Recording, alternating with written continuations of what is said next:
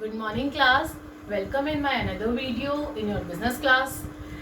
हम लोगों ने हमारी लास्ट वीडियो में चैप्टर फर्स्ट बिजनेस स्टडीज़ का देखा था कि बिजनेस स्टडीज़ के अंदर जो चैप्टर फर्स्ट है आपका वो नेचर एंड सिग्निफिकेंस है प्रिंसिपल ऑफ मैनेजमेंट का. उसका हमने हाफ पार्ट किया था कि हमने उसमें मैनेजमेंट समझा था, मैनेजमेंट क्या होता है आपका. हमने उसके फीचर्स देखे थे, हम लोगों ने उसकी इंपॉर्टेंस देखी थी और ऑब्जेक्टिव्स देखे थे. अब हम लोग हमारे इस चैप्टर को आगे कंटिन्यू करते हैं और देखते हैं हमारा नेक्स्ट टॉपिक क्या है. नेक्स्ट टॉपिक है nature of management. Class management I hope आप लोगों को बहुत अच्छे से समझ में आया होगा कि मैनेजमेंट आखिरकार होता क्या है, क्यों जरूरी है वो मैनेजमेंट. अब मैनेजमेंट की नेचर क्या होता है. 3 नेचर होते हैं बेटा मैनेजमेंट के क्लास. पहला होता है मैनेजमेंट एज आर्ट, दूसरा होता है मैनेजमेंट एज साइंस और तीसरा होता है मैनेजमेंट एज प्रोफेशन. वो इसके बाद देखेंगे.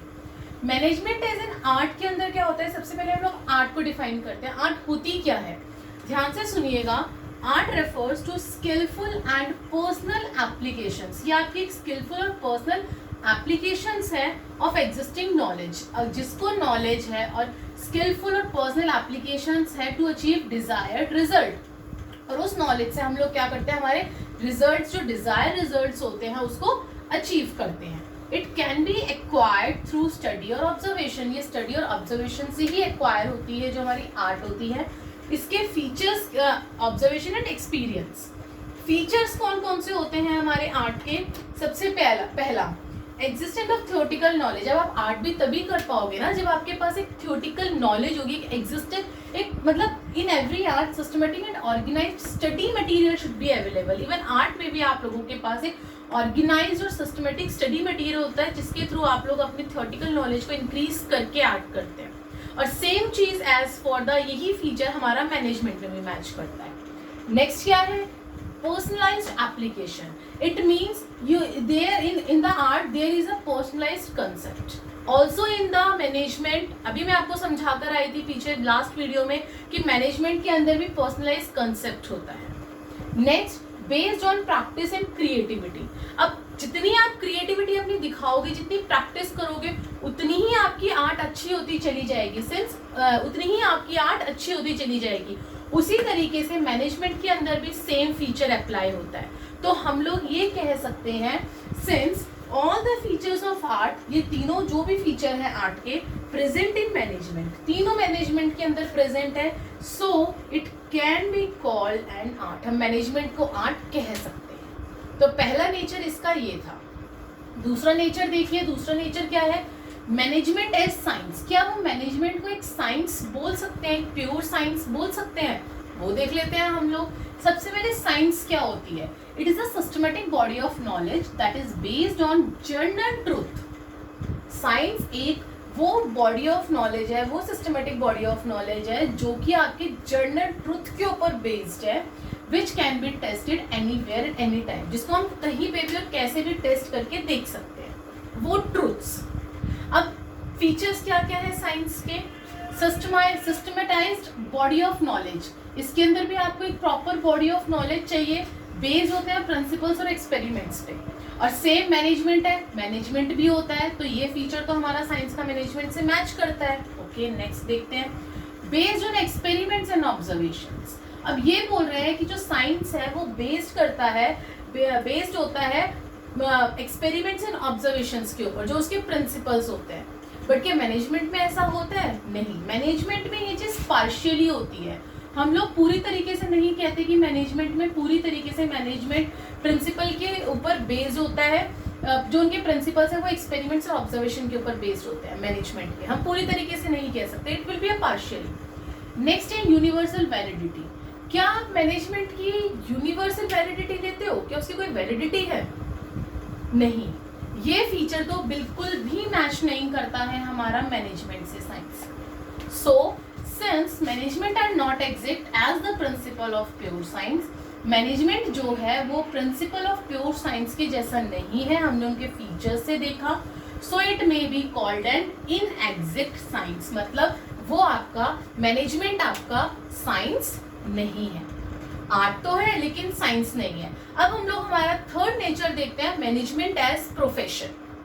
यस क्लास, अभी हम लोगों ने 2 नेचर देखे, अब हम लोग थर्ड नेचर देख रहे हैं. पहला देखा था मैनेजमेंट जो है वो आर्ट है या नहीं है.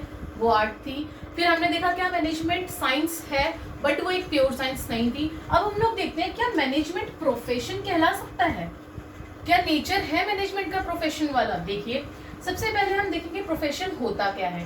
प्रोफेशन मीन्स एन ऑक्यूपेशन, ये काम है, व्यापार है, फॉर विच स्पेशलाइज्ड नॉलेज, जिसके लिए आपको एक स्पेशलाइज्ड नॉलेज चाहिए, स्किल चाहिए, are required and entry is restricted, जिसके लिए आपको नॉलेज चाहिए और स्किल चाहिए, और जिसके अंदर एंटर करने के लिए आपको कुछ ना कुछ कोई ना कोई डिग्री चाहिए। इस ऐसे ही कोई भी प्रोफेशन के अंदर एंटर नहीं हो जाता। तो अब हम लोग इसके फीचर्स देखेंगे सबसे पहले कि प्रोफेशन के फीचर्स क्या होते हैं और उसे मैनेजमेंट से कंपेयर करते हैं। अगर सारे यही फीचर्स मैनेजमेंट के होते हैं तो इट मीन्स ये आपका मैनेजमेंट कहलाएगा, और अगर नहीं मैनेजमेंट प्रोफेशन नेचर होगा, और अगर नहीं तो नहीं क्या होगा। अब देखिए सबसे पहले well defined body of knowledge.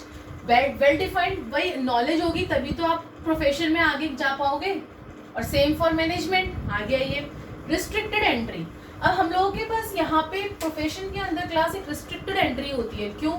मैं डॉक्टर का ही एग्जांपल लेती हूँ कि एक पर्सन डॉक्टर कब बनता है, जब उसके पास MBBS की डिग्री होती है, या अगर मैं इंजीनियर की बात करूँ वो इंजीनियर कब बनेगा, जब उसके पास BTech की डिग्री होगी। इसी तरीके से इसीलिए कहा गया है कि जो प्रोफेशन है वो आपकी रिस्ट्रिक्टेड एंट्री रखता है। Next professional associations. अभी प्रोफेशनल एसोसिएशंस क्या होती हैं? ऑल प्रोफेशंस आर एफिलिएटेड, जितने भी प्रोफेशंस होते हैं वो एफिलिएटेड होते हैं टू प्रोफेशनल एसोसिएशन। उनकी प्रोफेशनल एसोसिएशन बनी होती है जिसके अंदर सारे प्रोफेशंस जो हैं वो एफिलिएटेड होते हैं, जो कि रेगुलेट करवाते हैं एंट्री और फ्रेम कोड ऑफ कंडक्ट, और उन लोगों के रिगार्डिंग कोड ऑफ कंडक्ट यानी कि रूल्स वगैरह को फ्रेम करवाते हैं जो प्रोफेशन के लिए बनता है आपका। नेक्स्ट देखिए ethical code of conduct. Ethical code of conduct यानी कि जो रूल्स एंड रेगुलेशंस, जो इथिकल कोड ऑफ कंडक्ट यहाँ से प्रोफेशनल एसोसिएशंस ने बनाए थे प्रोफेशंस को, वो उनको अप्लाई करने पड़ते हैं, वो उसके बाहर नहीं जा सकते। नेक्स्ट लास्ट है सर्विस मोटिव। सर्विस मोटिव आप लोग सबको पता है प्रोफेशन का क्या काम है। सर्विस मोटिव, डॉक्टर क्या करता है? सोसाइटी को सर्व करता है, उसका सर्विस मोटिव है। टीचर क्या करता है? सोसाइटी को एजुकेशन देता है। इसी तरीके से बेसिकली जितने भी प्रोफेशंस होते हैं वो सारे सर्विस मोटिव होते हैं। तो लास्ट में क्या हमारा कंक्लूजन निकलता है? Management does not fulfil all the features of a profession. आ गया ना कि मैनेजमेंट जो है सारे एज इट इज, जो प्रोफेशन के फीचर्स हैं मैनेजमेंट के सारे फीचर्स सेम नहीं है, वो सारे फीचर्स फुलफिल नहीं करता है। Thus is it is not a full fledged profession, इसलिए वो एक फुल फ्लेश्ड प्रोफेशन नहीं कहलाएगा। जैसे कि आपका डॉक्टर होता है, लॉयर होता है, हम मैनेजमेंट को एक फुल फ्लेश्ड प्रोफेशन नहीं कह सकते। सो क्लास अब मैंने आपको ये नेचर बताया कि नेचर क्या होता है मैनेजमेंट का, 3 बताया, दोबारा रिपीट कर रही हूँ। Management as art, management as science and management as a profession. अब हम लोग हमारा नेक्स्ट टॉपिक उठाते हैं लेवल्स ऑफ मैनेजमेंट, कि मैनेजमेंट के कितने लेवल होते हैं। आइए क्लास, इससे पहले कौन बताऊं? यस क्लास, अभी हम लोगों ने नेचर देखा था कि नेचर क्या होता है मैनेजमेंट का। अब हम लोग देख रहे हैं लेवल्स कौन कौन से होते हैं मैनेजमेंट के। मैनेजमेंट के अंदर कितने लेवल आते हैं और वो क्या क्या काम करते हैं, उनका फंक्शन क्या होता है।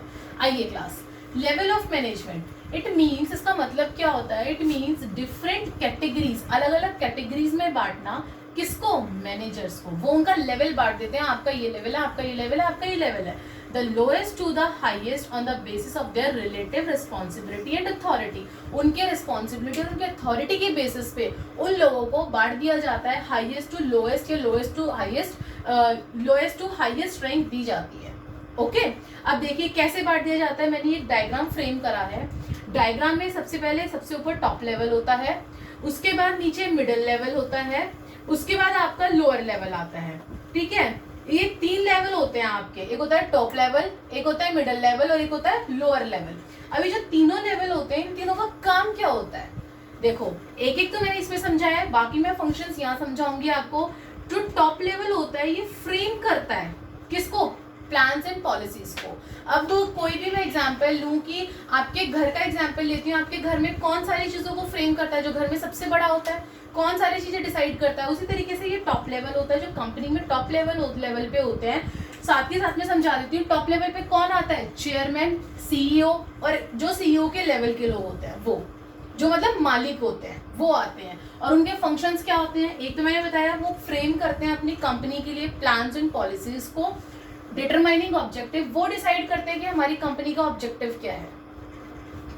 ऑर्गेनाइजिंग एक्टिविटीज, क्या क्या एक्टिविटीज हम लोगों को ऑर्गेनाइज करवानी है हमारी कंपनी में, असेंबलिंग ऑल द रिसोर्सेज को देखना कि कौन से रिसोर्सेज यूटिलाइज करने हैं, कौन से नहीं करने, किस तरीके से करने हैं, ये सारी चीजें, and framing plans and policies, ये मैंने आपको यहाँ पे बताया। ये मतलब टॉप लेवल का जो मालिक होता है उसके ये काम होते हैं, और ये होता है चेयरमैन एंड सीईओ आपके, ठीक है। अब दूसरा आता है मिडिल लेवल। मिडिल लेवल क्या काम करता है, मिडिल लेवल में होते कौन है, पहले तो ये देखते हैं। मिडिल लेवल में डिविजनल और डिपार्टमेंटल हेड्स होते हैं, जो अलग अलग डिपार्टमेंट्स के हेड होते हैं, या फिर ऑपरेशन मैनेजर्स होते हैं, जो ऑपरेशंस देखते हैं मैनेजर, वो होते हैं। अब इनका काम क्या होता है, इंटरप्रिटेशन ऑफ प्लान, यानी कि जो प्लान मालिक ने बनाया है उस प्लान को इंटरप्रिटेट करना, मोटिवेट करना पीपल्स को टू परफॉर्म देयर बेस्ट, यानी कि लोगों को मोटिवेट करना, उनसे नीचे वालों को, कि भाई तुम अच्छा कर रहे हो और अच्छा करो और अच्छा करो। कॉपरेट करना विद अदर डिपार्टमेंट्स, अगर एक डिपार्टमेंट का एक मैनेजर है तो वो दूसरे मैनेजर के साथ कॉपरेट करे, ये उसका काम है। और इंटरप्रिटेट करवाना पॉलिसीज टू लोअर लेवल, यानी कि लोअर लेवल से जो पॉलिसीज मालिकों ने बनाई है, टॉप लेवल ने बनाई है, उन पॉलिसीज को लोअर लेवल से इंटरप्रिटेट करवाना, यानी कि उन कामों को करवाना, उन पॉलिसीज को, उन रूल्स एंड रेगुलेशंस को मनवाना। अब तीसरा आता है लोअर लेवल। लोअर लेवल में कौन आते हैं आपके, लोअर लेवल में आपके फोरमैन और सुपरवाइजर्स, जो इन सारे कामों को अपने वर्कर्स से करवाते हैं, इनके नीचे आते हैं वर्कर्स। अब देखिए इनका क्या काम है, सबसे पहले execution and interpretation of plans, उनको एग्जीक्यूट करना। जो आप लोगों के प्लान्स मिडिल लेवल ने, टॉप लेवल वाले इनको बताए हैं कि टॉप लेवल ने कहा मिडिल लेवल से ये काम करवाना है, कोई भी काम बता दिया मिडिल लेवल को, तो मिडिल लेवल ने उसको सुन तो लिया करवाएगा किससे, वो लोअर लेवल से करवाएगा। सो कहा गया execution and interpretation of plan, interpret करवाना, प्लान्स करवाना। दूसरा गुड वर्किंग कंडीशंस, उन लोगों को अच्छी वर्किंग कंडीशन प्रोवाइड करवाना। सेफ्टी ऑफ वर्कर्स, वर्कर्स की सेफ्टी का ध्यान रखना। वेलकमिंग सजेशन ऑफ वर्कर्स, ये नहीं कि अगर कोई वर्कर आके आपको कुछ सजेशन बता रहा है एज ए मैनेजर, आप मैनेजर हो और आपको आगे कुछ सजेशन बता रहा है तो आपको हाँ हमें नीचे तुम्हारा सजेशन, ऐसे नहीं होता। मैनेजर, एक अच्छा मैनेजर वही कहलाता है, एक अच्छा लोअर लेवल में सुपरवाइजर या फोरमैन वही कहलाता है जो वर्कर्स की सुने, वर्कर्स के हर सजेशन को सुने। और लास्ट मेंटेनिंग क्वालिटी स्टैंडर्ड, वो हमेशा अपने जो गुड्स होते हैं, जो और चीज़ें होती हैं, हमेशा उसका स्टैंडर्ड जो है वो मेंटेन करके रखता है क्वालिटी वाइज। अब इसमें दो तरीके से मैंने यहाँ पे दो एरोज लगाए हैं, एक लगाया है टॉप टू लेवल लोअर और एक लगाया है लोअर टू टॉप। इसका मतलब क्या है, यहाँ मैंने लिखा है अथॉरिटी, यहाँ लिखा है रिस्पॉन्सिबिलिटी एंड अकाउंटेबिलिटी। अथॉरिटी का मतलब होता है कि टॉप लेवल के पास पूरी अथॉरिटी है कि वो नीचे मिडिल लेवल और लोअर लेवल के साथ कुछ, मतलब वो उन्हें रख भी सकता है, हटा भी सकता है, वो उन्हें कोई काम भी दे सकता है ऑर्गेनाइजेशन से रिलेटेड। बट रिस्पॉन्सिबिलिटी और अकाउंटेबिलिटी का मतलब है, रिस्पॉन्सिबिलिटी, इनके पास रिस्पॉन्सिबिलिटी है कि हाँ भाई हमें ये काम करना है, कि हमारे टॉप लेवल ने या मिडिल लेवल ने हमें ये काम दिया है तो हमें करना है। और अकाउंटेबिलिटी यानी कि जवाबदेही, कि लोगों को जवाब भी देना पड़ेगा ऊपर लेवल पे, लोअर को, मिडिल को, टॉप को, कि हाँ भाई अगर काम नहीं हुआ तो क्यों नहीं हुआ, और हुआ तो कैसे हुआ, कितना टाइम लगा, कितने रिसोर्स, मतलब हर चीज का जवाब जो है वो नीचे से ऊपर देना पड़ता है। लेकिन ऊपर वाला जो होता है, टॉप जो होता है, मालिक जो होता है, वो कभी नीचे नहीं होता, उसके पास अथॉरिटी होता है, वो कोई भी डिसीजन अपनी ऑर्गेनाइजेशन से रिलेटेड ले सकता है। अब हम लोग हमारा नेक्स्ट टॉपिक देखते हैं, आइए क्लास। यस क्लास, अभी हम लोगों ने हमारे लेवल्स देखे थे कि 3 तरीके के लेवल होते हैं मैनेजमेंट के। मैंने कहा था हम लोग नेक्स्ट टॉपिक देखेंगे। नेक्स्ट टॉपिक है हमारा फंक्शंस। फंक्शंस ऑफ मैनेजमेंट के अंदर हमें ये देखना है कि मैनेजमेंट जो है वो कौन कौन से फंक्शंस प्ले करता है, और यही पांचों फंक्शंस मैनेजमेंट प्ले करता है, यही आपके अगले चैप्टर्स आने वाले हैं। 2 चैप्टर के बाद तीसरे, फोर्थ चैप्टर से आपका यही चैप्टर स्टार्ट होने वाले हैं। अगर आपको याद हो, मेरी सिलेबस वाली वीडियो देखी हो तो उसके अंदर ही मैंने आपको इन सबके नाम लिखवाए थे एज अ चैप्टर। ओके, देखिए आगे। प्लानिंग, सबसे पहला फंक्शन होता है प्लानिंग करना। मैनेजमेंट का काम क्या होता है, मैनेजमेंट का सबसे पहले काम होता है प्लान करना, thinking in advance, what to do, when to do, who is going to do, कौन करेगा, कैसे करेगा, कब करेगा, कहाँ करेगा, ये सारे काम प्लानिंग के अंदर आते हैं कि हमें प्लान करना है कि आगे हम लोगों को क्या और कैसे करना है। दूसरा फंक्शन होता है मैनेजमेंट का ऑर्गेनाइजिंग, ऑर्गेनाइज करना किसी भी चीज को। Step after setting up of plan, next function is of every manager, her manager का क्या फंक्शन है, is to organize the activities and establishment and organization structure to execute the plan. जो plan बनाए उस प्लान को execute करते हैं उसे कहते हैं ऑर्गेनाइजिंग करना. ओके, थर्ड, हमने प्लान बना लिया, उसको एग्जीक्यूट करा ऑर्गेनाइजिंग में. थर्ड हम लोगों ने क्या करा, स्टाफिंग. अब आपने प्लान कर लिया, हमें कंपनी खोलनी है, अब सारी चीजें देख ली, सेट कर ली, एग्जीक्यूट कर ली. अब आप क्या करोगे, अब आप लोगों को अपनी कंपनी में बुलाना स्टार्ट करोगे, स्टाफिंग करनी स्टार्ट करोगे. स्टाफिंग के अंदर क्या आता है, इट रेफर्स टू रिक्रूटमेंट, लोगों को लेना, सेलेक्ट करना, ट्रेनिंग दिलवाना, उन्हें डेवलपमेंट करवाना और उनके अपॉइंटमेंट्स करवाना एम्प्लॉयज के. यानी कि अब आप अपनी कंपनी के अंदर एम्प्लॉयज को बुलाना स्टार्ट कर रहे हो. नेक्स्ट फंक्शन में मैनेजर क्या करता है, डायरेक्टिंग. डायरेक्टिंग यानी कि आपका डायरेक्ट करना. जब एम्प्लॉयज आ गए तो उन्हें बताओगे भी तो सही, उन्हें इंस्ट्रक्ट भी तो करोगे, डायरेक्ट भी तो करोगे कि किसे क्या करना है और क्या नहीं करना. So these all are comes in the guide, instruct, inspire, motivate are comes in the directing. Next है कंट्रोलिंग. कंट्रोलिंग के अंदर आपने उन्हें बता तो दिया, अब ये थोड़ी बता के उन्हें छोड़ दोगे. हम तुम्हें टीचर्स क्या करते हैं, बच्चों को होमवर्क देके छोड़ देते हैं, ये चेक भी करते हैं, चेक करते हैं ना. उसी तरीके से इसके अंदर होता है कि डायरेक्ट करने के बाद कंट्रोल किया जाता है एम्प्लॉयज को. देखा जाता है कि मॉनिटरिंग की जाती है कि जो फंक्शन परफॉर्म हो रहे हैं वो हमारे गोल को अचीव कर पा रहे हैं या नहीं कर पा रहे हैं. तो these are the 5 functions of the management. और यही पांचों हम लोग आगे पूरे एक्सप्लेनेशन के साथ एक एक चैप्टर करके पढ़ेंगे. प्लानिंग, प्लान करना, फिर ऑर्गेनाइज करना, फिर स्टाफिंग करना, उसके बाद डायरेक्टिंग करना एंड लास्ट में कंट्रोलिंग करना. ओके, अब कोऑर्डिनेशन. कोऑर्डिनेशन क्या होता है, आप सब लोगों को पता है, एक नॉर्मल इंग्लिश वर्ड है कोऑर्डिनेशन. कोऑर्डिनेट करके चलना, एक दूसरे के साथ में मिलके चलना. द एसेंस ऑफ मैनेजमेंट, ये एसेंस कैसे है मैनेजमेंट का वो हम अभी देखेंगे. उससे पहले हम समझते हैं कि कोऑर्डिनेशन क्या होता है.